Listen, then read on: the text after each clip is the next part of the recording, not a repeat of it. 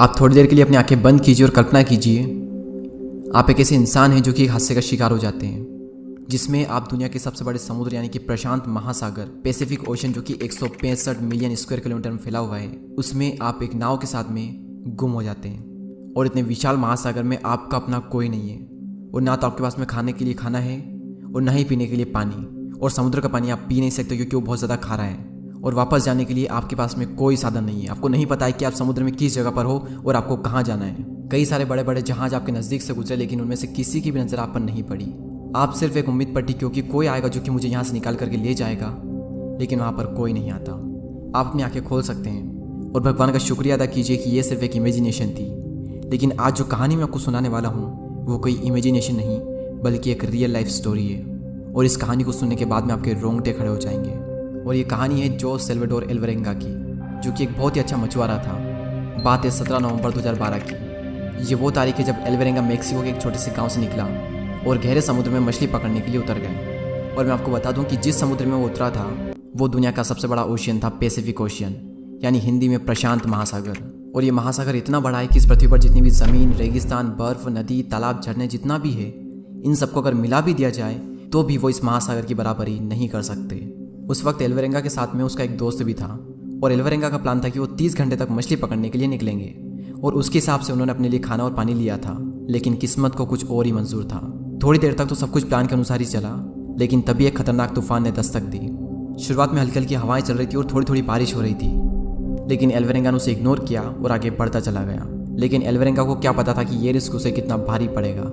जब हवाओं की रफ्तार बढ़ी तो एल्वरेंगा समझ चुका था कि एक बहुत ही खतरनाक तूफान यहाँ आने वाला है। एल्वरेंगा ने नाव घुमाई और फिर से उसी दिशा में चल दिया जहाँ से वो आया था, लेकिन तब तक बहुत देर हो चुकी थी और वो दोनों तूफान का शिकार हो गए। एल्वरेंगा ने पूरी स्पीड में नाव को भगाया और जैसे तैसे तूफान से लड़ करके अपनी मंजिल पर पहुंचने ही वाले थे, और तभी उनकी नाव का फ्यूल खत्म हो गया। और एक और बुरी बात कि उनके पास में नाव को चलाने के लिए कोई चक्कू नहीं थे, और समुद्री लहरों ने उनकी दिशा मोड़ दी और उन्हें विपरीत दिशा में फिर से धकेल दिया। उनके पास कोई चारा नहीं था, बस एक आखिरी उम्मीद उनके पास थी, जो कि था उनका रेडियो, जिसे वो कॉन्टेक्ट कर सकते थे टीम से। लेकिन सामने से कोई रिस्पॉन्स आए उसका वेट करते करते उनके रेडियो की बैटरी खत्म हो जाती है, और इसी के साथ उनकी आखिरी उम्मीद भी। उन्हें अब नहीं पता कि उनकी मंजिल अब किस दिशा में है, और अब वो अपनी मंजिल से 400 किलोमीटर दूर आ चुके हैं। समुद्र इतना बड़ा, उनकी नाव इतनी छोटी कि रेस्क्यू टीम भी उन्हें ठीक से नहीं ढूंढ पाई। बुरे में और बुरा उनके साथ में ये हुआ कि वो जितना भी खाना पानी अपने साथ में लाए थे और जितनी भी मछलियाँ उन्होंने पकड़ी थी, वो सब कुछ उन्होंने समुद्र में फेंक दिया था, जिससे कि नाव जो है वो स्पीड में चल सके। भूख से उनका हाल बेहाल हो चुका था, और हालात उन्हें उनसे वो करवाया जो कि वो सपने में भी नहीं करना चाहते थे। अपनी भूख को मिटाने के लिए उन्होंने अपने हाथों से समुद्री जानवरों को पकड़ा, और उन जानवरों को उन्हें कच्चा ही खाना पड़ा। और अपनी प्यास बुझाने के लिए बारिश का पानी पीते थे, लेकिन जब बारिश का नामो निशान दूर दूर तक नहीं होता था, तब आप मानेंगे नहीं, उन्होंने जानवरों का खून और अपना पेशाब पिया।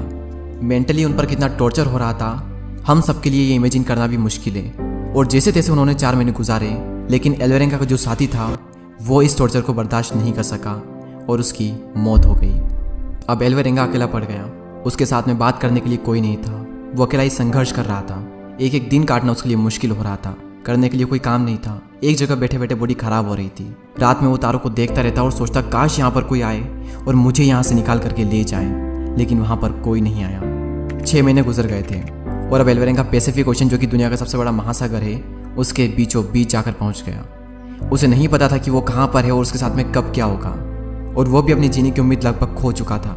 लेकिन एक दिन उसे एक बड़ी शिप दिखाई दी, लेकिन छोटी नाव और फायर गन ना होने की वजह से वो शिप वाले उस नाव को नहीं देख पाए। एल्वरेंगा ने खूब आवाज़ें दी, खूब हाथ दिखाया, लेकिन किसी की नज़र उस पर नहीं पड़ी, और 6 महीनों बाद मिली एक उम्मीद भी फिर से मर गई। एल्वरेंगा के सर से ऊपर से भी कई सारे हवाई जहाज गुजरे, लेकिन उन्हें सिग्नल देने के लिए एल्वरेंगा के पास में कुछ नहीं था। अब एल्वरेंगा अपने गाँव से 10,000 किलोमीटर की दूरी पर था। उसने पूरी तरह से खुद को भगवान के भरोसे छोड़ दिया। टाइम के साथ में उसके पास से कई सारे जहाज गुजरे, समय के साथ में उसने कई सारे जहाज़ों की चहलकदमी महसूस की, लेकिन उसकी मदद के लिए कोई आगे नहीं आया। एल्वरेंगा मरा तो नहीं था, लेकिन उसकी हालत जो थी वो किसी मरे हुए इंसान से कम नहीं थी। वो तो एल्वरेंगा की जीने की चाहत ही थी, जिसकी वजह से एल्वरेंगा 400 दिनों तक इतना टॉर्चर सहने के बावजूद भी जिंदा रहा। और एल्वरेंगा ने ऐसे में एक वर्ल्ड रिकॉर्ड बना लिया था, जो कि इस पूरी दुनिया में चाह कर भी कोई भी बनाने की सोचेगा तक नहीं। बिना किसी सोर्स के अकेले समुद्र में 400 दिन तक रहना। और फाइनली 438 दिन बाद यानी 30 जनवरी 2014 को उसने पहली बार एक आइलैंड देखा, और जैसे ही उसकी नज़र उस आइलैंड पर पहुंची, मानो मुर्दे में एक जान आ गई हो। वो आइलैंड उससे 10 या 15 किलोमीटर की दूरी पर था। उसने अपनी पूरी जान लगा दी और नाव को उस आइलैंड तक ले गया। और वो तो शुक्र हो कि उसे ये आइलैंड दिख गया, वरना इसके बाद जो आइलैंड आने वाला था वो लगभग 5000 किलोमीटर दूर था। वो जैसे आइलैंड पर पहुंचा, 438 दिन बाद उसने पहली बार जमीन पर कदम रखा। लेकिन इतने दिनों तक एक जगह बैठे रहने की वजह से वो ठीक से चल नहीं पा रहा था। उसकी आंखों की रोशनी भी बहुत ही कम हो गई। उसने आइलैंड पर कदम रखे और रेंग कर थोड़ा आगे बढ़ गया, क्योंकि उसे उस समुद्र से मानो नफरत सी हो गई थी और वो वहां पर बेहोश हो गया। और जब उसे होश आया तो उसने अपने पास में आइलैंड के लोकल गार्ड को पाया। गार्ड ने तुरंत ही टीम से कॉन्टेक्ट किया और उन्हें एल्वरेंगा के बारे में बताया। एल्वरेंगा को अपने देश वापस भेज दिया गया। एल्वरेंगा जब वापस अपने परिवार के पास में पहुंचा तो सभी की आंखें खुली की खुली रह गई, क्योंकि सब ये मान चुके थे कि एल्वरेंगा अब इस दुनिया में नहीं रहा। और सबसे ज़्यादा खुशी एल्वरेंगा के माता पिता और 14 साल की उसकी एक बच्ची जिसका नाम फातिमा था उसको हुई। तो ये थी एक ऐसे इंसान की कहानी जो कि 400 से भी ज़्यादा दिनों तक एक समुद्र में अपनी हिम्मत के दम पर रहा। क्या सीखने को मिलता है इस कहानी से कि एक इंसान क्या कुछ नहीं कर सकता। कुछ भी ना होने के बावजूद भी उसने 400 दिन गुजार लिए, और वो भी ऐसे में जब उसके पास में कुछ नहीं था, ना खाना ना पानी, ना ही ठंड गर्मी से बचने के लिए कोई साधन नहीं था। क्योंकि जब इंसान के अंदर चाहत होती है ना कुछ करने की, तब हालात चाहे कितने भी बुरे क्यों ना हो, वो इंसान को नहीं हरा सकते। हालात हमसे कैसे भी काम करवा ले, हम कर जाएंगे। और इतना बुरा तो आपके साथ में नहीं होगा ना जितना बुरा एल्वरेंगा के साथ में हुआ। उसके साथ में हर बुरी चीज हुई सिवाय एक बुरी चीज के कि वो मरा नहीं। उसके अलावा उसके साथ में हर बुरी चीज हुई। इतना टॉर्चर सहा उसने 438 दिनों तक। तो हालात चाहे कैसे भी क्यों ना हो, एक बार इस कहानी को याद कर लेना और तब पता चल जाएगा कि तुम्हारे हालात कितने गुना अच्छे हैं। तुम सिर्फ अपनी ही वजह से रुके हुए हो।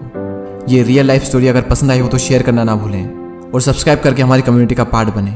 अगले वीडियो में फिर मुलाकात होगी। जय हिंद।